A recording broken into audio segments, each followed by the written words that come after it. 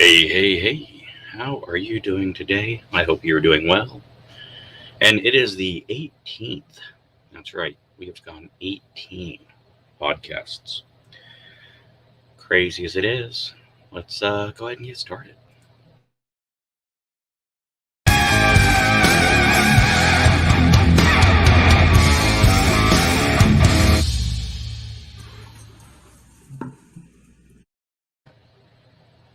All right.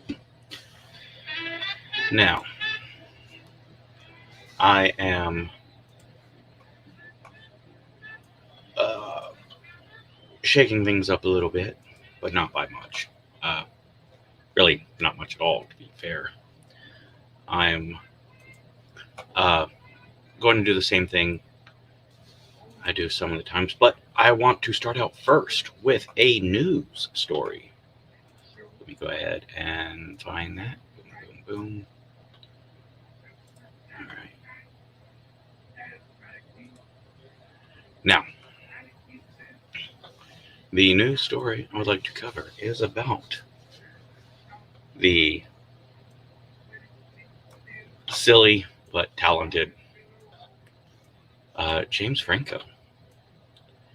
Now, James Franco, um, some of you may remember he was canceled. Actually, his buddy, fucking grr, Seth Rogen, who's like a complete fucking turd, uh, abandoned his friend. But, if someone is wrong, then they are wrong. Hello, Tracy. Nice to see you. I hope you have a wonderful, wonderful Christmas up north in the great Pacific Northwest, that is. Um, it is beautiful there for Christmas. Well, it's beautiful in the summer too, as you know. Just beautiful place. If only they could get some other things right. So, James Franco, he did an invisible art show. Basically, he hung up a bunch of blank canvases and he imagined what he painted. And you would see it and you could imagine what he imagined he painted. That's right. It's silly, it's fun, but it's kind of how it is. No shame. He started an acting school, which is very cool. Being a big famous actor, opening up an acting school sounds like a good idea. There were some accusations that he was taking advantage in an adult way of his students. That's sad and unfortunate. Now, that is what this article is about.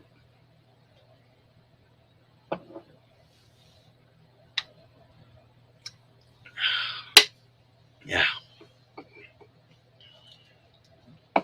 Love you, Jose. By that, I mean the drink, not. I got a good friend named Jose. Love you too, brother. Anyways, the article. Oscar nominated actor James Franco has acknowledged sleeping with students of an acting school he previously ran, saying he struggled with a sex addiction and has been working to improve his behavior in recent years. In excerpts from the Jess Cagle podcast made public on Wednesday, Franco, who is 43, said that while teaching, he did sleep with students, and that was wrong. He said he did not start the school to lure women for sexual purpose. I suppose at the time my thinking was, if it's consensual, okay, he said in the Sirius XM podcast. At the time, I was not clear-headed. All right. I'm not going to defend him here, but I'm also not going to lay into him too much. So, if it's consensual, it's not abuse, right? It's not. It's not sexual abuse. Hey, cute goth girl gamer. It is taking advantage of a position. Now, if you are in the military and you are an NCO, you don't bang people beneath you. Or, well, I mean, don't bang people of a lower rank. I mean, you can bang over there, but yeah. Now, if you are a teacher, you do not bang your students. You don't. If you're a boss, you do not bang your employees. It's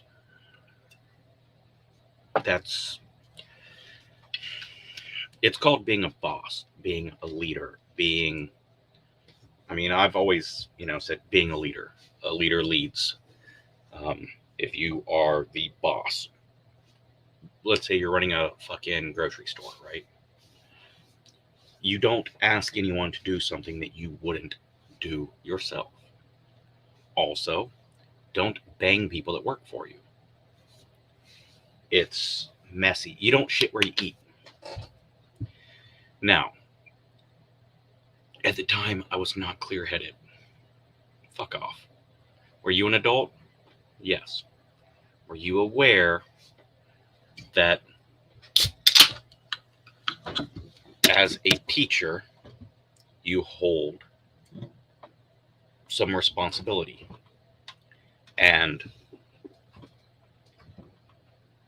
part of that responsibility is you got to take care of your students. I am doing good. Thank you for asking. Now, if you're an NCO, you take care of your soldiers. If you always take care of and look after the people that you are responsible for. That's just the way that things work. If you're not able to do that, then you shouldn't be in that position. If you can't look after your students, don't be a teacher. If you can't look after your soldiers, don't be a sergeant. If you can't look after your employees, you shouldn't be in charge. Just the way it is. Thank you so very much for the compliment. I don't know if I look awesome. I think I look old and tired, but I will take handsome. Handsome is always a nice compliment. Now, the remarks were Franco's first extended comments about accusations leveled against him nearly 4 years ago, when the LA Times reported that 5 women had accused Franco of conduct they considered inappropriate. Okay, inappropriate conduct? Yeah. But sometimes inappropriate conduct is necessary. Now, sexual contact with students is never okay. Never. Now, you don't bang. I've already covered that. Later, in October 2019, 2 women filed civil suit against the Pineapple Express star, accusing him of exploiting aspiring actors at his now defunct school and duping young women into shooting explicit sex scenes. Now,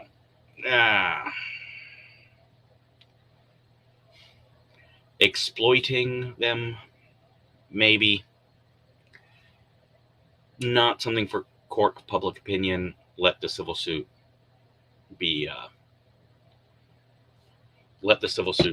handle it. Now, he said he developed a sex addiction after he became sober from an alcohol addiction he developed at a young age. It's such a powerful drug. I got hooked on it for more than 20 years. The insidious part of that, is I stayed sober from alcohol all that time. Sex addiction. Look, I am very, very sympathetic to people who have addictions to substances. And I spent some time in Alcoholics Anonymous. I know it's anonymous, but I'm no longer in the program, so I can say I don't have to be anonymous anymore, right?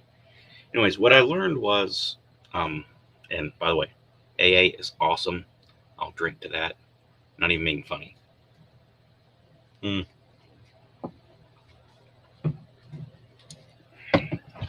a little funny, but definitely a great program. A lot of these people, their issues were not the alcohol.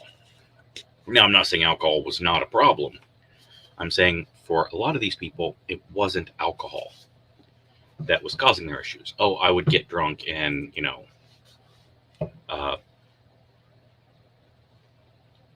poop on frisbees and throw them at neighborhood kids or something, right? Yeah, you got a problem that's not alcohol, buddy. Alcohol just freed you from your inhibitions. So, sex addiction,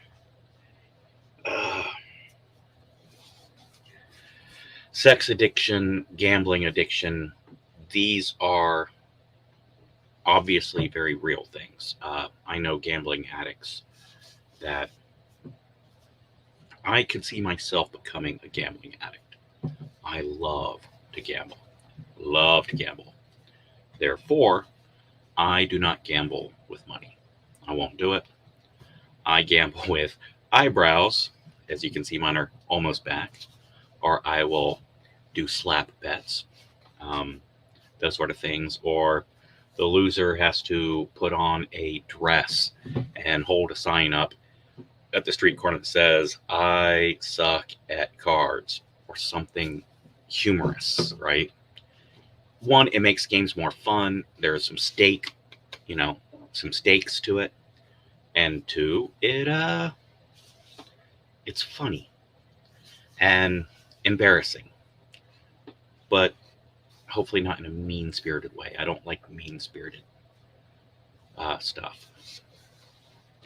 Now, that being said, I don't like when people just say, "Oh, my bad behavior, I have a sex addiction." Okay, maybe you do, maybe you don't. One, it's not the kind of thing that can be guessed. Two, as also with gambling, a dollar bet, but you have to sign it, right? Like, you got to get a pen and write, "I'm a loser," right? "I'm a loser," blah blah blah, and I can, but I prefer just doing it on a piece of paper. But people are less likely to throw $8, and if they spend it, it's out in currency. Now everyone knows. Everybody knows. Now, Franco co-hosted the Oscar ceremony in 2011 and was a nominee at the 2012 award for his performance in 127 Hours, which he did a wonderful job in that. Mr. CCDV, hello. Thank you for jumping in on this. Just reading about James Franco, a little article. Now, the actor agreed this year to pay $2.2 million to settle the 2019 civil lawsuit, according to documents filed in LA Superior Court. Now, that does not necessarily mean he's guilty. It just means that he's not proven innocent. Now, in the podcast interview, Franco also said that he has been in recovery from sex addiction since 2016 and has been doing a lot of work after the allegations against him and changing who I was. "I didn't want to hurt people," he said. Now, that, I believe, is the most important thing. I didn't want to hurt people. By the way, video creep in the background there on Splatter Vision's podcast, which, that's me. There's video creep. And there, right there, is Splatter. Splatter. Now, Uh,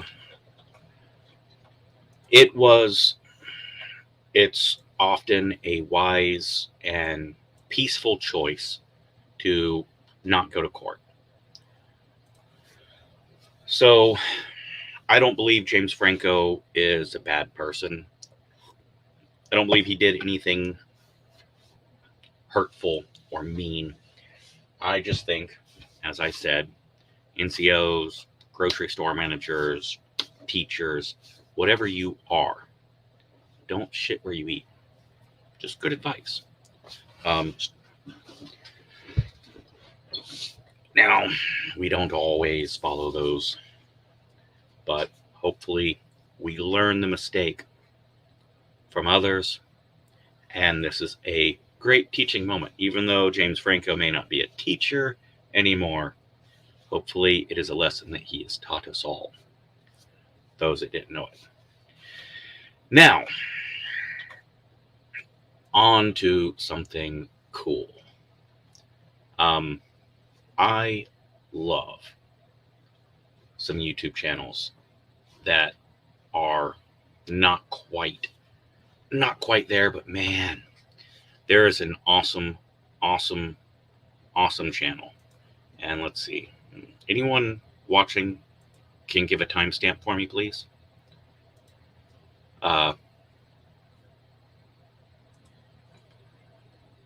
There is a badass channel, the Local Cryptid. That's right. Love it.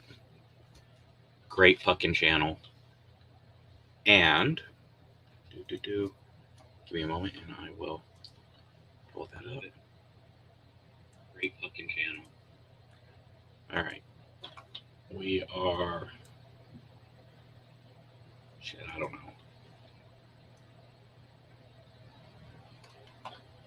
About 15 minutes, 17 minutes in. We'll go with that. Now, Local Cryptid. Don't want to play too much, but she does very insightful, thoughtful videos. And she's so close to 1,000 subs. Nothing would make me happier than for her to hit like 1,000 subs. Like wake up tomorrow and boom, she got 1,000 subs. Now, I don't know a lot about her personally. Canada is a fairly safe place to live. Right. She was suspended several times for medication errors to patients, editing, then fired in 2014 for giving a patient the wrong medication, which nearly killed them. Elizabeth struggled to find work after she was let. There we go. You check out the background and you get a good Mars Attacks. She's got great taste. Love the glasses. She worked at a few places part-time, but she was never really able to find another full-time position. And she ended up checking herself into a drug rehabilitation program because she had some severe drug abuse problems. She was really... Now, what I would love is for her to hit 1,000 subs. It is fantastic. She is fantastic. Also, she is very, very empathetic. If you like true crime, please give her a sub, ring the bell, and watch her videos. If you don't like true crime, just give her a sub and don't ring the bell and just, ignore notifications. She's very nice. She interacts with people that leave comments, and I am very much moved by how empathetic and kind she is. She is very, very, she's very sympathetic about the cases. And yes, I know, I've not seen any cryptids on her channel yet. It's not cryptids, it's true crime, but maybe she's the cryptid. I don't know. She has a great voice. It's nice to listen to while you're doing stuff. And yes, I'm putting on I hate that little thing there. If I gotta stare at myself, I'm going to try to throw in my beard balm. I know, such a diva. But, yeah, it's mostly true crime, but she's very sweet. And the Valeska murders, I believe. I was just watching one today. Yeah, the Valeska axe murders, and she. Oh no, it was the Ronald Gene Simmons. Yes, not Gene Simmons, but Ronald Gene Simmons case, and she was very, very moved, and she was very, very. She's very kind and very thoughtful, and you could tell she's very passionate about the subjects that she talks about. So, as I said, I like to throw that stuff out there. Now, I did a little bit of this on Mr. CCDV stream, but I would like to do advice questions. Now, you are not my patient. Therefore, I cannot give you anything other than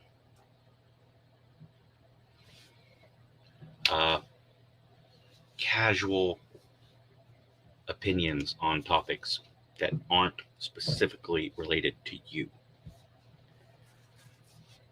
Now, if you have any medical questions or or any emotional issues, I strongly advise you to reach out to a professional, someone you can sit down and interact with. Regardless of how qualified someone might be, if you don't sit with them and interact, they're just giving blanket statements. I don't want you to think my blanket statements would be psychological or therapeutic or medical advice. So please, all I am saying is blanket statements that apply to this specific situation. No matter how similar yours is, I cannot give you advice unless you come to me and we interact. So please, if you need help, reach out to someone. So the first question of advice. Now, I don't read these beforehand all the way through. I just kind of get a vague overall sense here.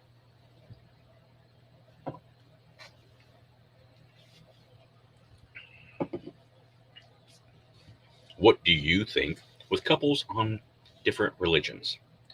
Again, not my wording, so don't judge me for grammar. Recently, I've had relationships with someone who didn't have the same religion as me. My girlfriend is Christian and I'm Muslim. We are both children of Abraham. Much love.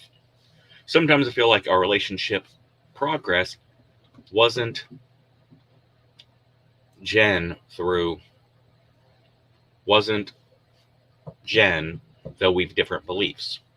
In the first place, I don't take a lot of concern on our relationship going anywhere, but we still love and support each other. Okay, well, that is good. There is nothing wrong with having a relationship that is not long-term. Two people who care about each other and are there for each other, a casual thing. You may grow apart. I gotcha. Just be open and honest about that. Yeah, my family would never permit if I marry a Christian girl. It's not your family that marries her, it's you. Understand they'll cause trouble. Vice versa. Again, you are not marrying her family. I don't know why I'm assuming. Oh, yeah, the girl is Christian. Okay. Yeah, You're not marrying her family, you're just marrying her. So I simply enjoy it for a while because at that time I'm lonely, need for her to accompany me. Loneliness is not a good reason for a relationship. Loneliness is a good reason to hook up, sure. I realize that sooner or later our relationship will going to be ended. There's no pressure about it. Turns out after almost a year, we are still together. I deeply love and cherish her so much. I deeply love and cherish her so much. My heart got broken whenever I realized that my wish will never going to happen. Okay, see, you're saying two different things here, buddy. It's no big deal. We're going to break up sooner or later, but I love and cherish her and my heart's broken. Should I break up with her to avoid further pain? And we're not wasting our time because marrying someone who didn't have the same religion is almost impossible. Yes. My advice is you're already heartbroken. You're already sad. And you love and cherish her. Yes. You should go ahead and end it now before the love turns to hatred. You'll have some regrets, I'm assuming, but I think the safe thing would be to do that. And I know Mr. CCDV, he has some absolutely insightful thoughts on this. A friend of yours is getting married out of loneliness. I keep begging him to take another look. Unfortunately, we have to be careful with our friends. If you push too hard, you can push your friend away. You can, my humble opinion, sir. You know, I love and respect you. My humble opinion, you should voice your concerns, make it known, and then be there for him or her be there for him when it inevitably fails. And try hard not to say, I told you so, you should have listened to me. Because damn, it's so tempting. It's like, I know, you're doing it anyways. Like, don't touch the hot stove. Don't touch the hot stove. I'm burned. Here, let me bandage the wound. Yeah. It gets frustrating sometimes being always right. Now, we did the James Franco. It is now time to talk about mice. What? Mice? Yes, mice. Like computer mice? Now, I want to know, is it computer mice or is it computer mouses? Right? Because mouses should be correct. Like, for some reason, we give mice a special fucking word. Like, goose became geese. Noose is still nooses. Houses are still houses. But, you know, maybe because they're animals, you know, goose, geese. Mouse, mice. Fish, fish. You don't get 3 wish, you get 3 wishes. Maybe it's because they're animals. And since a computer mouse is not an animal, maybe it can be computer mouses. Just thinking out loud. So, I want to talk about Mouse Utopia. Yes, Mouse Utopia.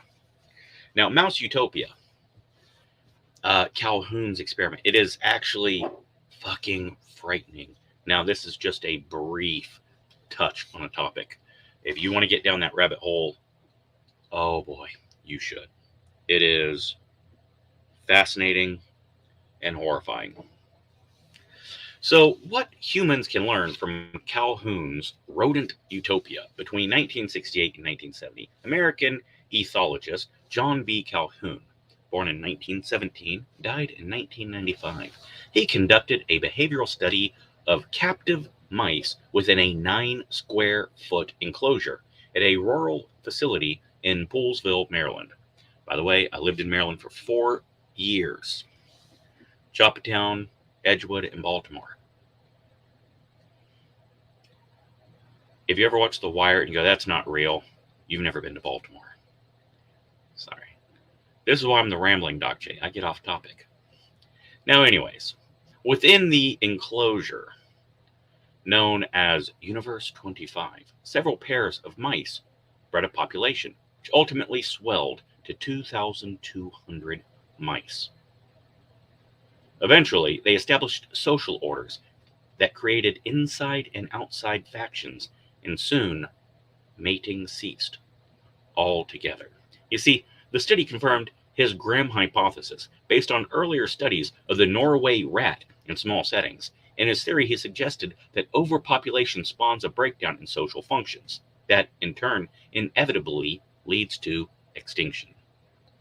Now, that's his hypothesis, and the study, he thinks, confirmed it. Not quite. It just confirms that when you,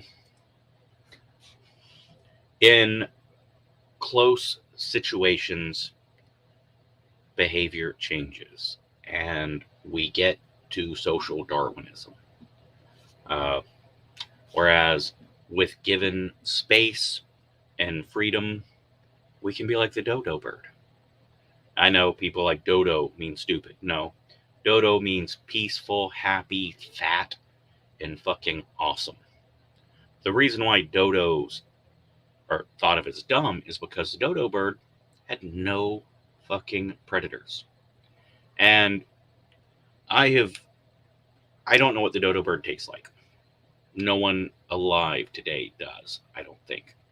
But according to what has been written, it was similar to a sweet turkey and ham mixture. Like if you took turkey and ham and like covered it in maple, just a hint of maple, just a sweetness of some brown sugar or something. That's what it tastes like naturally. It was like the tastiest fucking thing that has ever been eaten. And humans were like, holy shit, that's good. And they don't run away. And they just ate the fuckers up. Killed them all. Ate every last one of them. Because they are awesome. We almost did that to the buffalo. Because, yeah, buffalo is fucking tasty.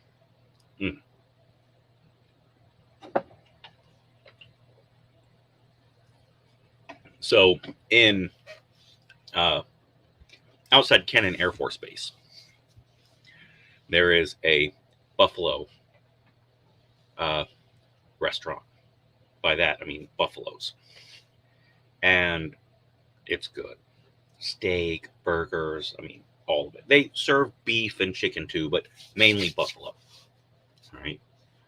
Now, I go and I get a buffalo burger. I don't know why. I'm an idiot. But I am. So I go and I order a buffalo burger. Most of the time they say bison, right? Bison, bison, bison. But I order a buffalo burger.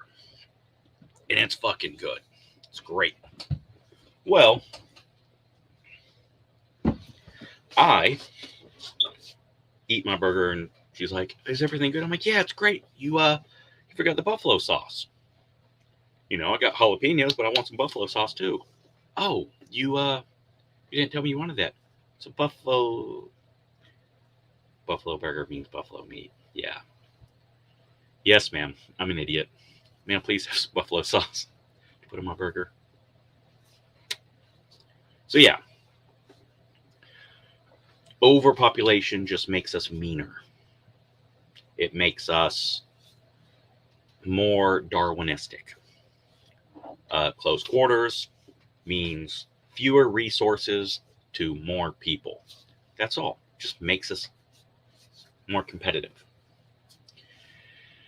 Now, wildly controversial when first made public, Calhoun's theory has raised concern over the years that the social breakdown of Universe 25 could ultimately serve as a metaphor for the trajectory of the human race. Consequently, the Rodent Utopia project has been a subject of interest among architects, city planning councils, and government agencies around the world.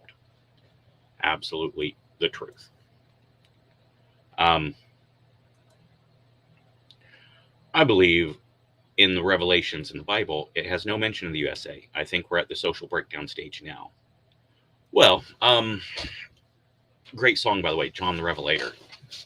My humble opinion on that is that the revelations goal by John is to be used as metaphors and examples, and it's not necessarily specific for a reason, for the same reason why we have no specific descriptions of Jesus. It's, but yes.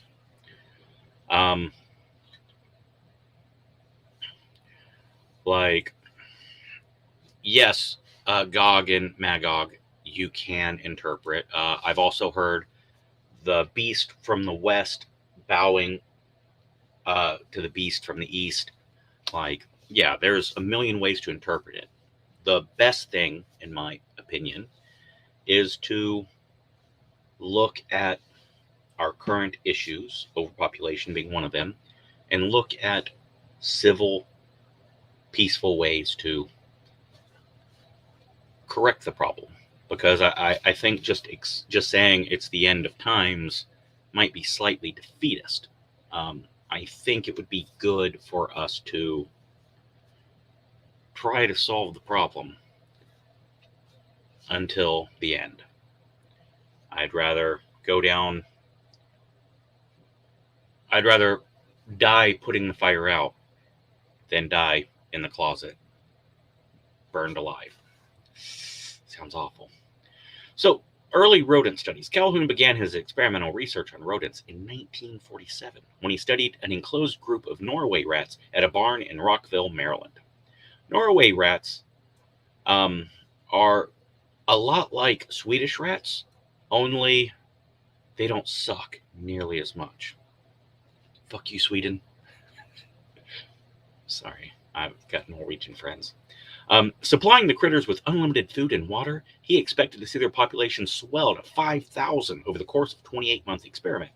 However, the population capped out at 200 after subdividing into smaller groups, each of which comprised merely a dozen individuals. Right, we'll never have a massive. We'll never completely be a metropolis. We will always section ourselves off.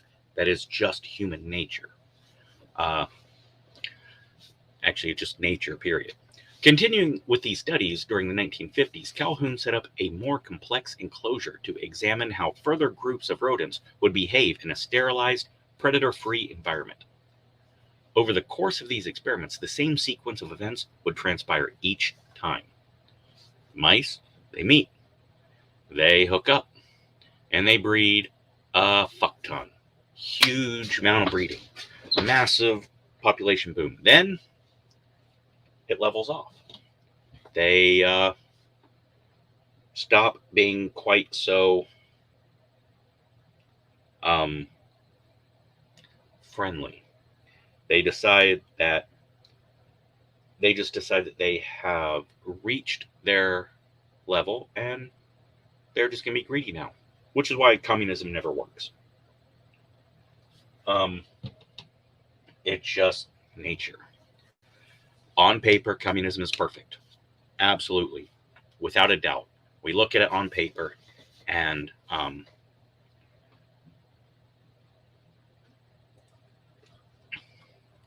I would love to have a conversation like that on that. In fact, when the Rambling podcast number 18 is over, I generally try to do an after stream that's just kind of a free-for-all. Yes, this absolutely ties in. um, trying to solve problems with authoritarianism is never, ever the solution. Because, much like mice, we will divide and divide and divide. And, can't believe I'm going to say this in an somewhat academic setting. Demolition Man, starring the amazing Sylvester Stallone and the lovely, very beautiful, and sexy. Shit. Can't think of his name now. I was going to say, fuck. Well, Sandra Bullock. The whole punchline was going to be hinting, build up all these compliments about Sandra Bullock and then be like the half Filipino fucking comedian guy. John, damn it. You can do it, guy. Anyways, there will always be people that will fucking separate themselves. The more rules, fuck you, I'll make my own. So eventually leveling off will occur, and that's when they develop hostile and cliquish behaviors. Fuck you, I'll start my own. The biggest and baddest gets all the chicks, so fuck you. Me and the chicks, we're going to go our own way. Now, the population would trail off to extinction. But does it trail off to extinction because of overpopulation, or does it trail off to extinction because the antisocial, passive-aggressive fighting between each other? Look at the first documented chimpanzee war, right? You got this chimpanzee who leads the faction dies, and then they're fighting over leader, and these brothers like, screw you, we'll go start our own. And it is just horrible. And eventually the population, those two different subsections fight each other to death. Now the population will trail off to extinction. In 1962, Scientific American published Calhoun's observations from his research in the article Population Density and Social Pathology, wherein he coined the phrase behavior sink to describe the results of overcrowding, namely the breakdown of social functions and the collapse of populations. In the enclosed rodent environment, hitting the public just as vast urban expansion saw growing numbers of college grads flocking to big cities for work opportunities. Many viewed the article as a warning of what could happen to the human race if populations continued to rise at their current rate. Yes, but there's one big thing we're missing. Enclosed environment. Yes, those cities will fucking collapse as they are right now in Los Angeles, San Francisco. They're absolute shitholes. Now, while Dallas and Houston and various cities are doing rather well, San Diego's doing okay, most cities generally are having a shitty time. Difference being, a lot of the people are going, fuck you, I'll start my own place. And by that, they leave. They're no longer tied to the shitbags in Los Angeles. They can start their own place, and they're no longer trapped in the same environment. Now, if all the people in LA couldn't leave and they could just go to, say, Burbank, then yeah, it would just be absolute and utter failure. Them being able to leave the enclosure is what separates that from the real world.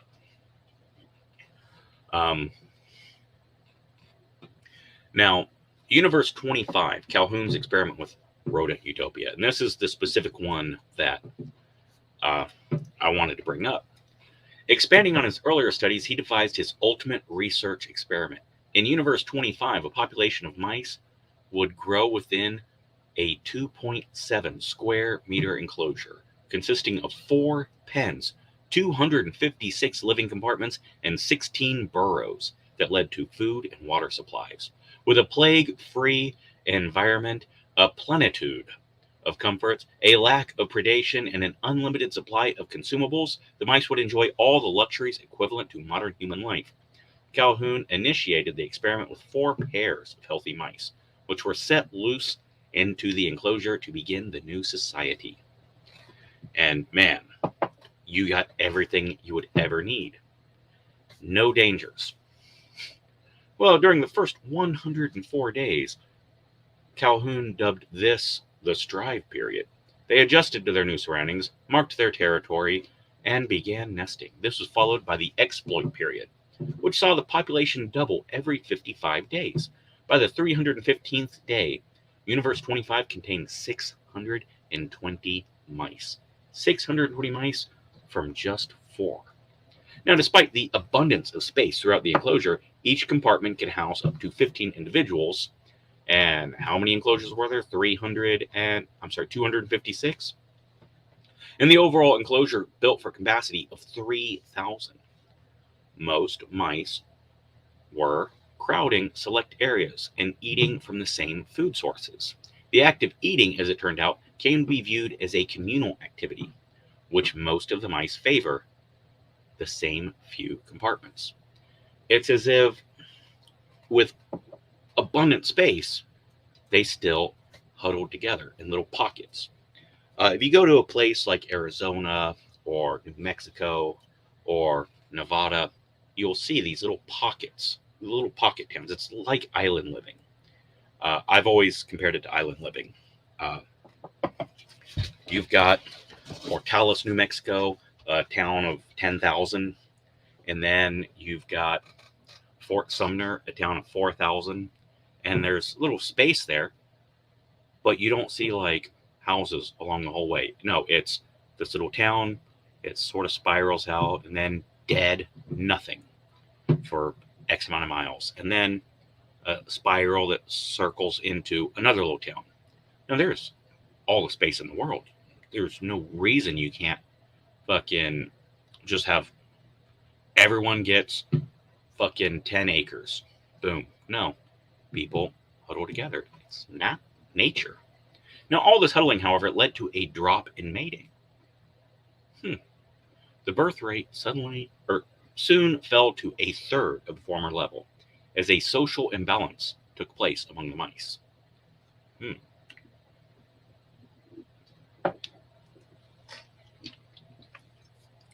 Now, birth rate fell to 1/3 of what it was. So, 1/3 became socially dominant. Those are the ones that were, whereas 2/3 turned out socially adept, less adept than their forebears. As bonding skills diminished among those mice, it went into slow but irreversible decline. Okay. Now, the social status in Universe 25. By day 315, behavior disparities between males of high and low status became more pronounced. Those at the bottom of the pecking order found themselves to be spurned from females and withdrew from mating altogether. Having no roles to fulfill within the society of mice, these outcast males wandered apart from larger groups to eat and sleep alone, and sometimes would even fight with each other. It is Universe 25, the John Calhoun experiments on mice. Are you talking population groups versus humanity? I have to go back to the Bible on this one. The same titans stayed pure for thousands of years and have the highest percentage of birth defects. Yes. Okay. Sumerians. Well, I'm actually speaking about mice, but I'm using that as a reminder that we are still, in many ways, animals, and we do share so many of the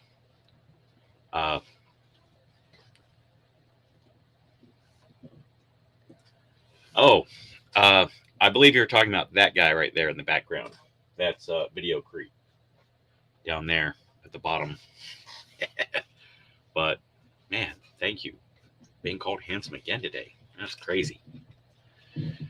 So these outcasts stopped mating, stopped producing, and stopped doing anything.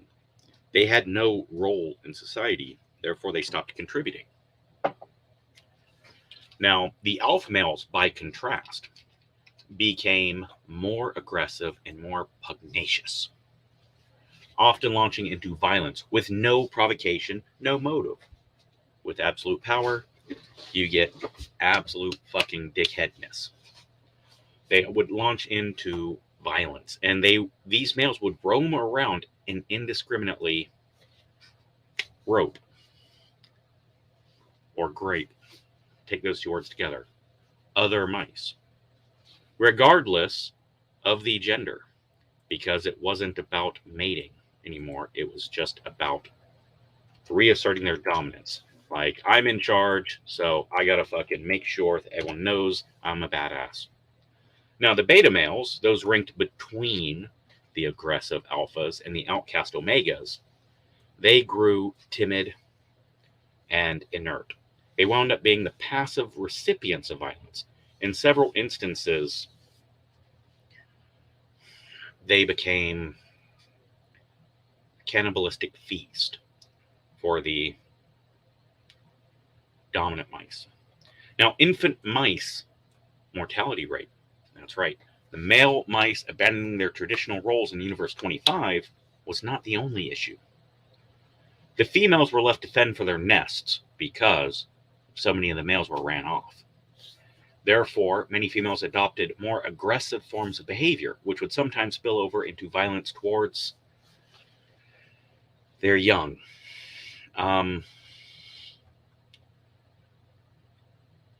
Many would refrain from motherly duties. They would banish their unraised litters and withdraw from mating, resulting in serious compartments. In some compartments, infant mortality rate would top at 90%. This was called the Stagnation Phase by Calhoun, alternately known as the Equilibrium Phase by the American Science Journal.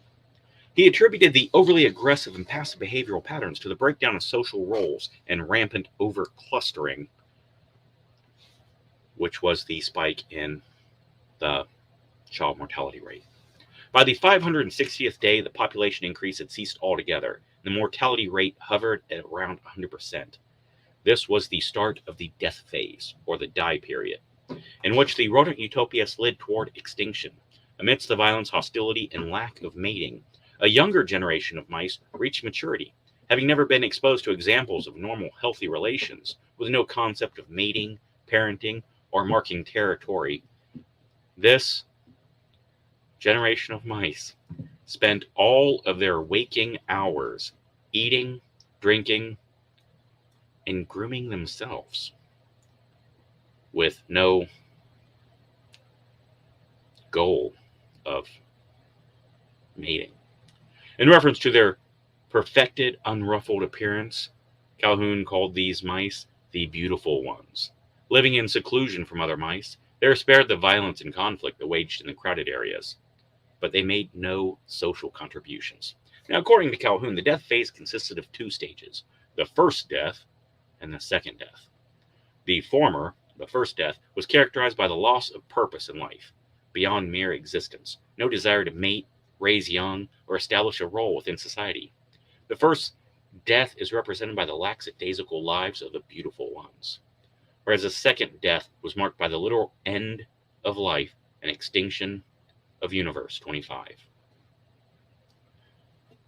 So when the sun sets on Universe 25, extending on his observations of the beautiful ones, he later opined that mice, as humans, thrive on a sense of identity and purpose within the world at large.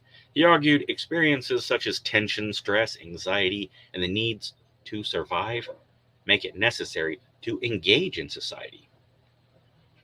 When all needs are accounted for and no conflict exists, the act of living is stripped to its barest physiological essentials of food and sleep. Now, I shave my chest, nothing wrong with that. Now, These are Calhoun's words, not mine. I do agree with some of this, though.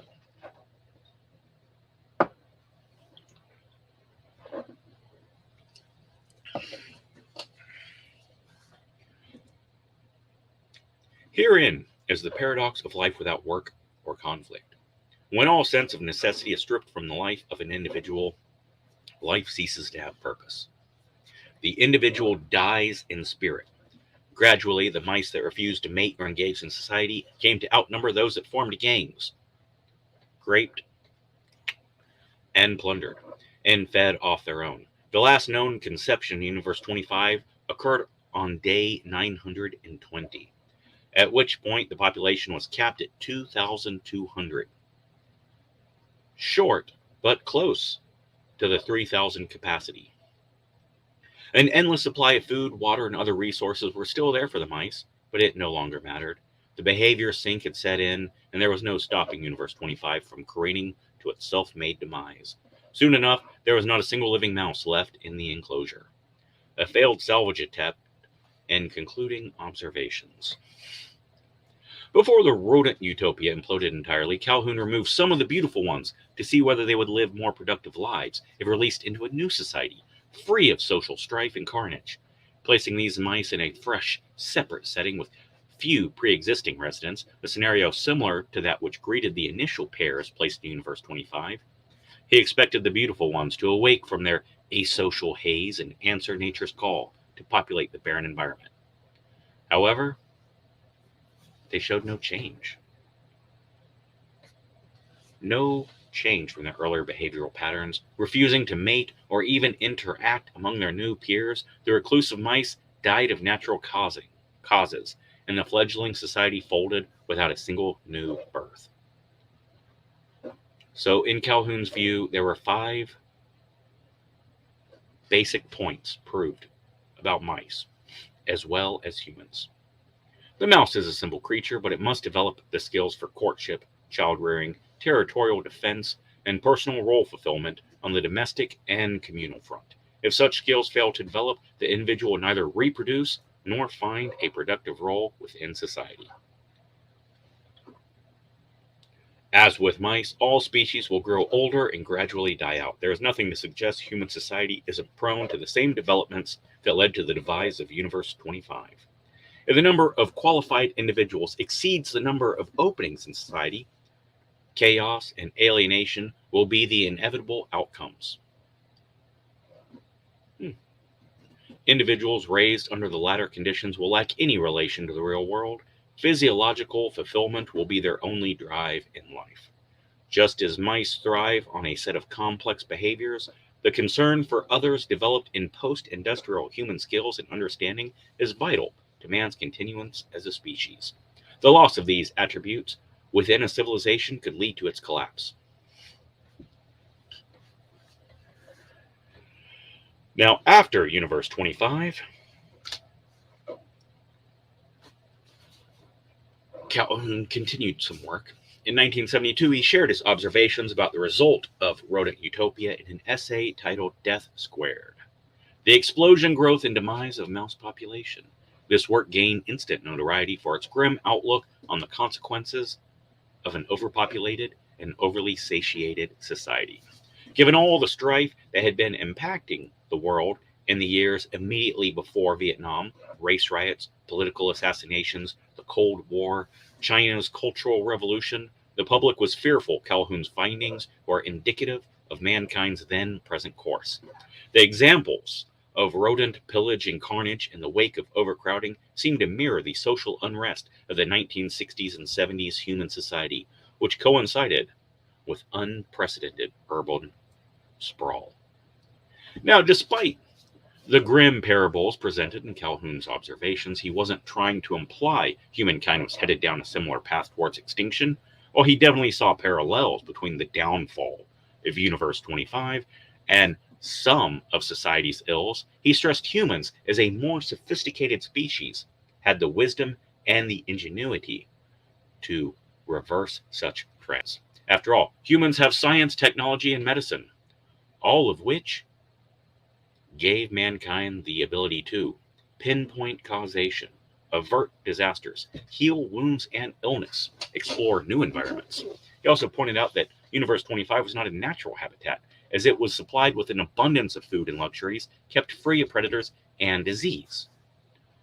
So, is there hope for mankind? Well, Calhoun feared mankind could lurch toward a similar doom if cities became overcrowded and the population swelled beyond the capacity of the job market. To help society find ways to prevent this from ever happening, he spent part of his latter year exploring different forms of human advancement, which he extended to the concept of space colonization. To that end, he formed an academic team called the Space Cadets. Yes. Its purpose was to promote the idea of humans setting up colonies on other planets.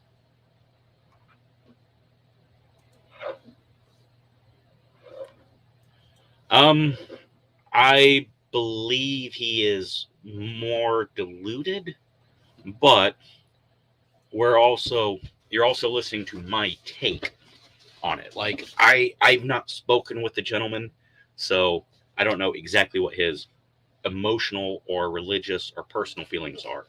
He was simply studying mice and hoping that it could teach humanity some lessons. So I don't know if he's disingenuous. I would lean towards deluded, though. Calhoun also focused on city planning, which he felt was key to avoiding the behavior sink of Universe 25. I agree with city planning being very important. Although, it's not just city engineers building roads and designing skyscrapers. No, I believe that we need to have more freedom in the cities, less control. If we freed the police from chasing down people, I mean, I'm not saying defund the police, and I'm not saying give the police more funding. I'm saying, how about instead of police chasing people down because the sticker on their license plate doesn't match what it's supposed to and getting money from them, or hey, you are smoking a cigarette that isn't tobacco, let me chase you down? No. How about we let the police focus on, protecting and serving people? But that's just my personal thoughts.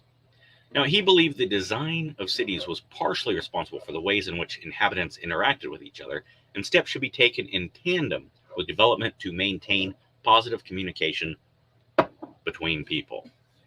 That is gentrification, which isn't necessarily bad, but I think that's a little heavy-handed. Now, as part of his efforts to promote alternative concepts of city design, he tinkered with the Rodent Utopia model with more than 100 further universes over the next 2 decades. His work in this area was highly esteemed among city planning councils in the United States and abroad.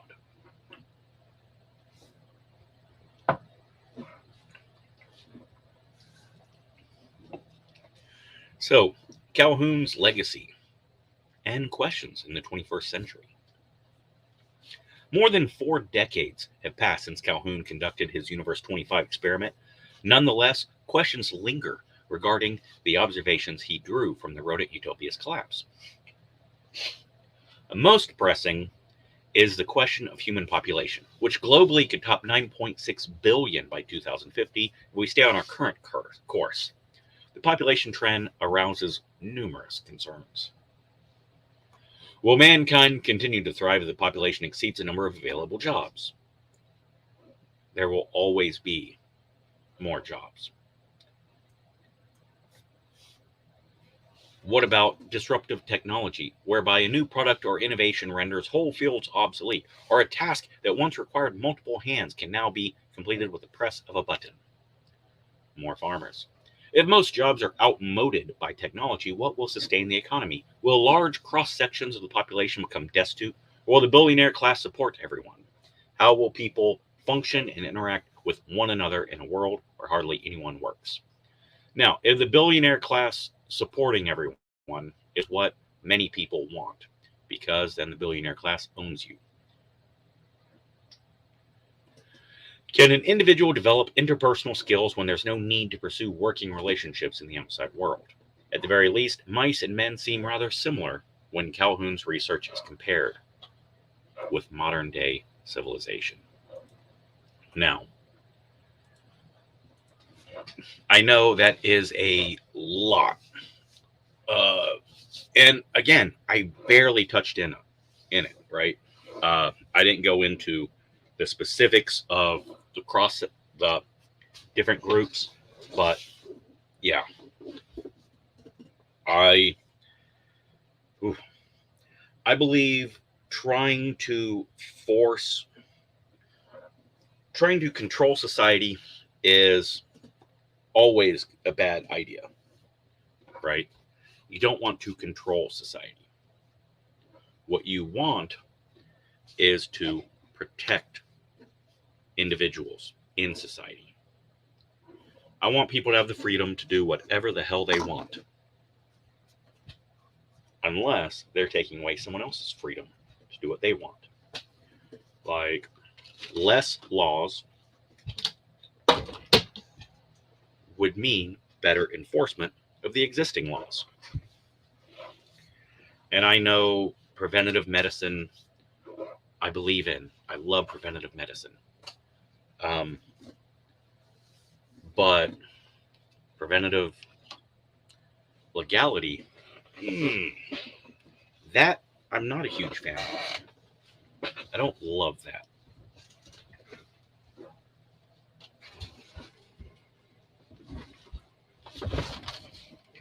And I know, I apologize trying to make that political, but that's not the intention. Oh, I just got a weird comment.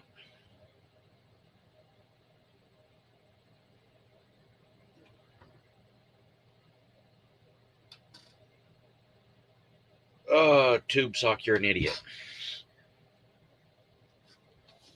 A certain young gentleman who was just acquitted of murder in Kenosha is not a front runner to be vice president.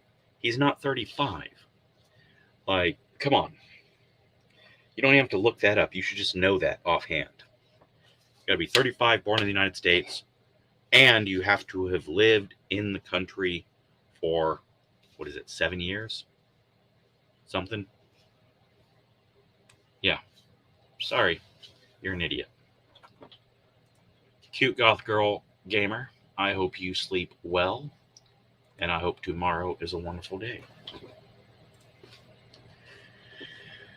Now, back to the advice questions. I think my life is over. I don't like this already. This year, the girl I fell in love with broke up with me. As a result, I may have failed 3 courses, which could result in me being kicked out of school and losing my job, which was supposed to happen in the summer. I think I will meet with the dean to discuss this, but I'm not sure what else I can do. I think I wasted thousands of dollars, and I am worthless if I fail this. Any things I haven't thought of would be great. All right, number 1. Failed some classes? That sucks, man. I hate that. I'm assuming, man, because girl you fell in love with. I know. Cancel me, fuckers. That sucks. Talk to the dean, sure. You can lie and say you got COVID, and that's why you failed those classes to your future job. You can say you had a bad breakup, and that's why you failed. Or you can dust yourself off and go, fuck it, this sucks, now what? I've been divorced a few times. I've had to start over more than a few times. Lost everything more than once. Build it up again and then lose it all again. Happens. And I'm not saying, ooh, why are you complaining? No, it's not what I'm saying. I'm just saying your life's not over.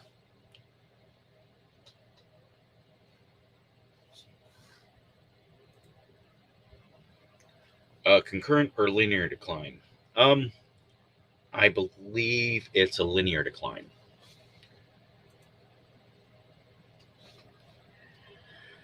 So that's my thoughts. Now, the other one I was going to go through today was Kosovo. But I believe I was a little long-winded. So I believe I'll also be long-winded on the Kosovo. So I will put that off for the next one. But I'm going to go ahead and do the last question for advice. And go from there.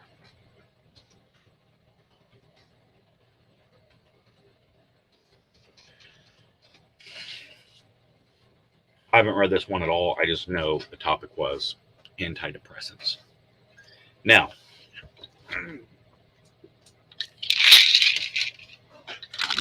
be careful not to show anything, but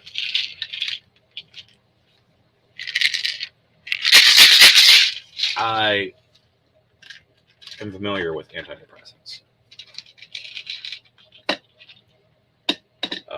And also, we like to call them all antidepressants, although sometimes it's anti-anxiety, but, you know, big picture stuff, it's all mental health.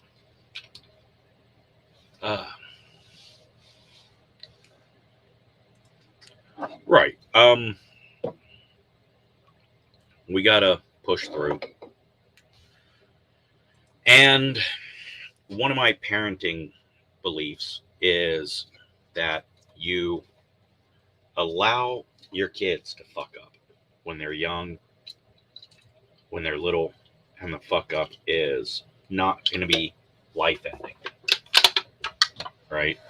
Now, I learned a lot of lessons fucking up as a kid. I did. I learned from a lot of them and did not repeat them when I was older. Lots of lessons I didn't learn and kept fucking up. But that being said,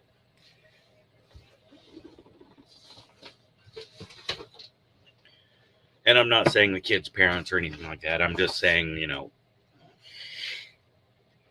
some fuck ups.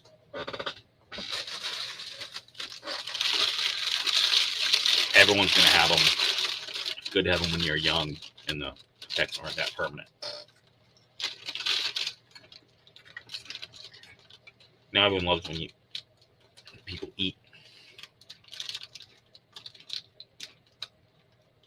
This is now an ASMR channel. Antidepressant side effects. I, 19 female, recently started taking antidepressants because of severe suicidal ideation and anxiety 4 days ago. They have helped with the depression part, but not as much with anxiety. But to be honest, I think it's because I have no time to be sad nowadays. You've been on them 4 days. No. They make me really, really sleepy to the point of falling asleep while standing up. I'm talking extreme exhaustion. I texted my psychiatrist, and she said the side effects will be gone in 2 weeks, and their intent, no depression, will kick in after 2 continuous weeks of use. That's reasonable. That's normal.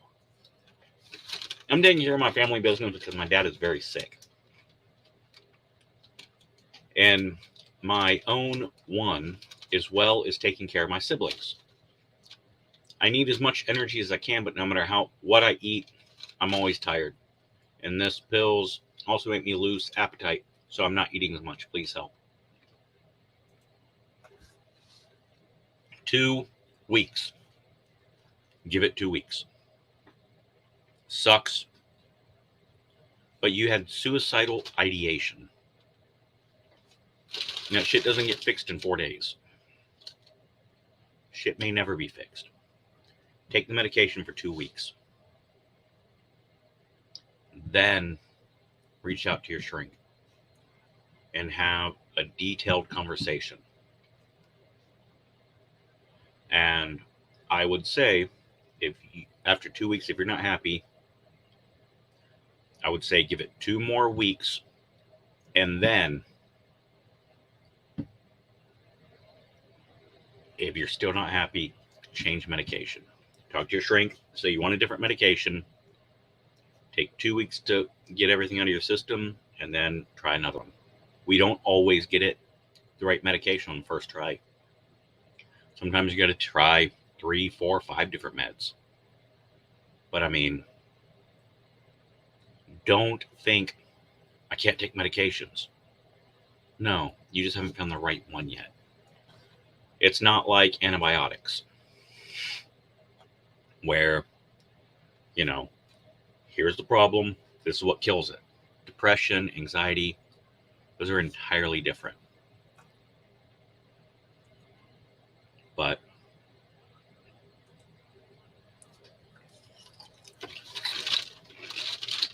Mr. CCDV nearly didn't join the army for a girl, but he listened to his mom.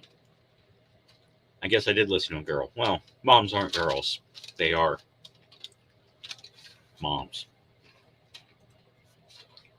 Anyways, that is going to wrap up the Rambling Podcast number 18. And I want to say thank you to everyone that watched and interacted. It was fantastic. And I hope you have a wonderful day. And please comment, like, subscribe. And most of all, whatever holidays you celebrate, I hope this holiday is a wonderful one for you.